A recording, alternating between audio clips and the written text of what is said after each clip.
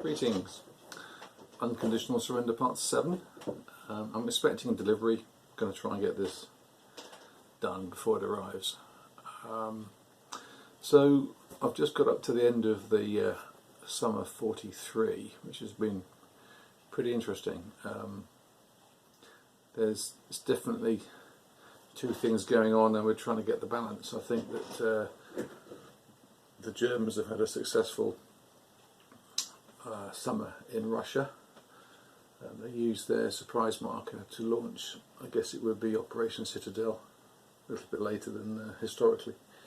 But they've really hammered the Russians, and I think that the Russian national will is now down to about 8. So there is a chance of a collapse. For those that don't know the game that well, you basically lose 2 national will for each home city and 1 for each field unit.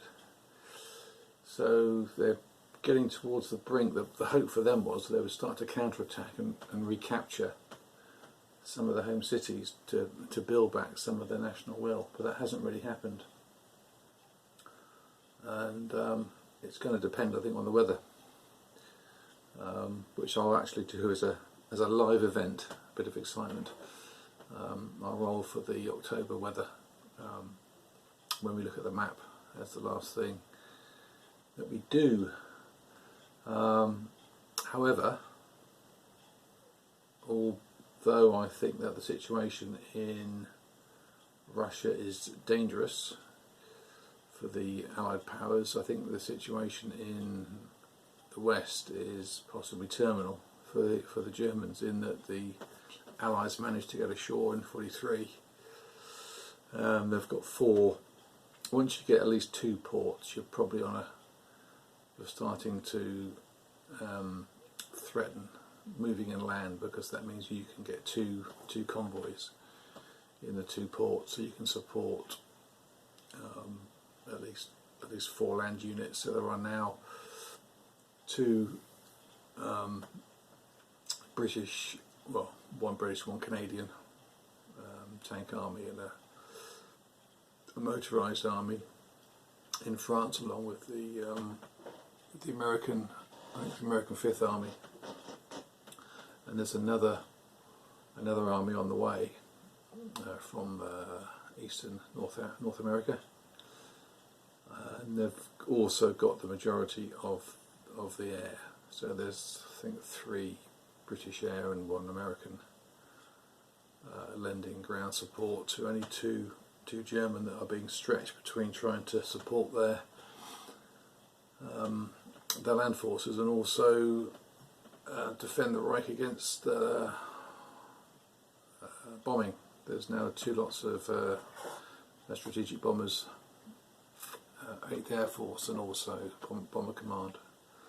So the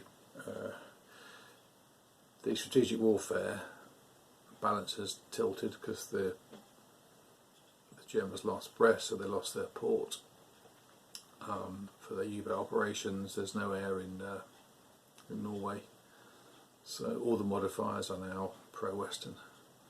So we're going to start to see a squeeze on the German economy as they lose more factories. The economic reforms are helping a little bit, but that's a once every 4 turns timer, and I think they're going to be squeezed for production points. But if the weather's poor in the West, and that limits the assaults that can be, or limit the attacks to assaults only by the Western forces. I mean, the 5th Panzer Army has held up the Allies along the Seine. They still control Paris. If the Germans can collapse Russia, they will then be able to divert forces to the west, and when they start getting some other stuff in 44, they get the SS Panzer armies and the Fallschirmjägers. They may be able to hold off long enough. I don't know. I mean, it's quite intriguing. And I think I've played both sides to the same level of competence, which could be at any end of the scale. But yeah, very good. So time for a look at the map, and then I'll also do a live weather roll. Okay, let's start with the good news for the Axis. So, Eastern Front, the Romanians are holding up 7th Guard Army. They've got the benefit of the terrain and the river. And the unit that was in Sevastopol has had to shuffle along to try and support the defences around Rostov. You'll see there's been a pretty big breakthrough around Voronezh. They placed their surprise marker here, which you get a 2 hex range. You get a DRM benefit for air-to-air combats and ground combats, and that was enough to cause a pretty big breakthrough. There were two panzer armies and a third one as well, actually, which came down. And in there, I think, is one of the Russian Guard tank armies, which is isolated and went to low supply. You can only drop one level of supply each supply check, so but they're now very exposed. They're isolated and they've got low supply, so there's positive modifiers for the attacker but negative for the defender, so it's not looking too good for them. And that is irrespective of the weather roll, and that'll be another national will. So that'll be down to 7. So Stalingrad's there. We've got Saratov just here, so that's another potential for national will. So it's going to be a bit touch and go. The hope was they would start to recapture some of these places. That's Ryazan, which is defended by the Romanians at the moment. So there's the potential to pick up a couple, but they're so busy scrabbling for defence they haven't really got the wherewithal to construct any kind of meaningful counter-attack at the moment. Hopefully the weather once again will save them. However, you can see the Allied bombing campaign is getting into full swing. They've hammered Hamburg and Düsseldorf, Hanover and places. So we're expecting more German lost factories. And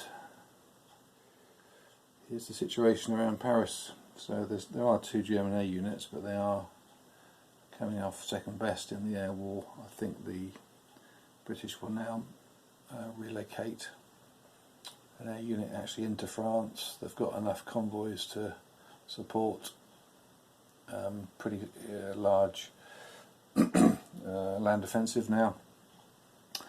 The other choice, of course, is to declare war on Vichy as the Allies, to open up this front a little bit. They're a little bit constrained. There's only a 3 hex front there, which of course suits the Germans quite nicely. So they may, once they get another, so it's the American, I think it's the first army just mobilised, so they'll be coming across next turn. So once they've got a 5th land unit in France, they may look to potentially open up the front a little bit and stretch the Germans. So the weather's going to be pretty key. So with that said, here's the box of weather. So we're going for October 43 weather, and that looks pretty bad. That looks pretty bad all round. I don't think there's much debate there. And we look at the October weather, 5s and 6s. The only place where it's poor weather is actually in the warm zone, and there's no fighting down there anyway. So it's going to be poor weather. Sorry, correction, severe weather. Severe weather in the cold zone and the mild zone. So we're looking at probably not much happening So it's going to be a quiet October. You'll see actually, there's an opportunity to look at the weather. So you'll see here now that the weather in October is severe.